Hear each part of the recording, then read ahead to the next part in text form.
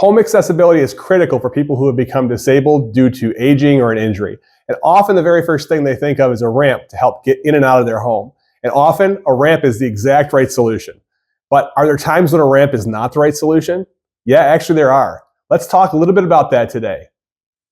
One place where a ramp might not be the right solution is in a garage. Now, I want to preface this and say that there are a lot of times when we actually do install ramps in garages. It does happen. However, a lot of times there's not enough room in a garage for a ramp with a slope that is safe.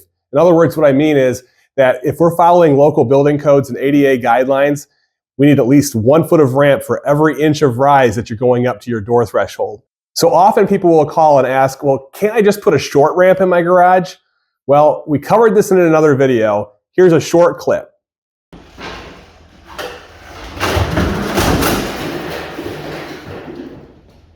So if you don't want what happened to me to happen to you, you might want to think twice before putting a short ramp in your garage. So what is the solution? Well, there are actually two that I'll cover today. One is called a vertical platform lift, or you'll hear them called VPLs for short sometimes. And what a VPL is, it's a platform that you essentially roll your wheelchair onto or walk onto with your walker or cane, or even just walk onto by yourself. And the platform essentially lifts you up to the level of your door threshold. If you have more questions about VPLs, I'll put a link in the description of this video so you can click on it and go to our website and learn more about VPLs, or feel free to give us a call anytime. We're happy to answer any questions you have. Another solution we provide is what we call walker steps.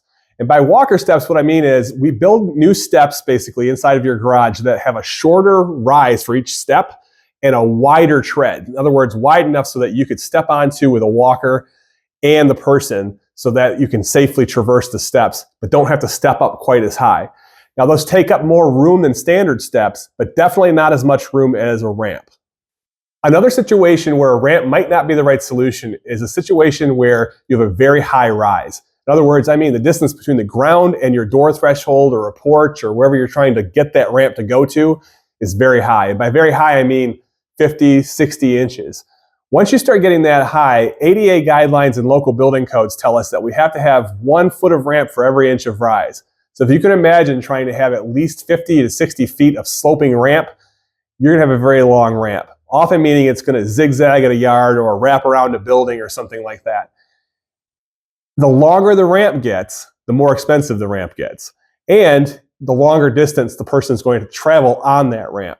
So if you're pushing a wheelchair or wheeling yourself or trying to walk up a long ramp, it's a lot of distance to cover.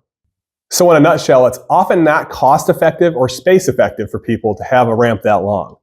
Enter again the VPL. VPLs were made for very small spaces and they have a very small footprint.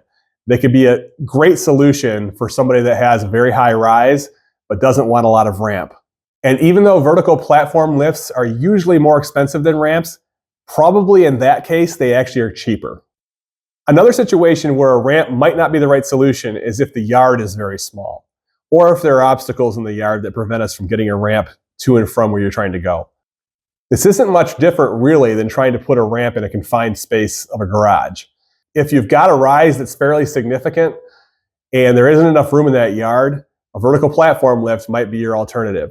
Or again, walker steps if you're able to walk. I hope you found this to be informative. However, I understand it may have sparked even more questions. So if you have more questions, feel free to give us a call or email.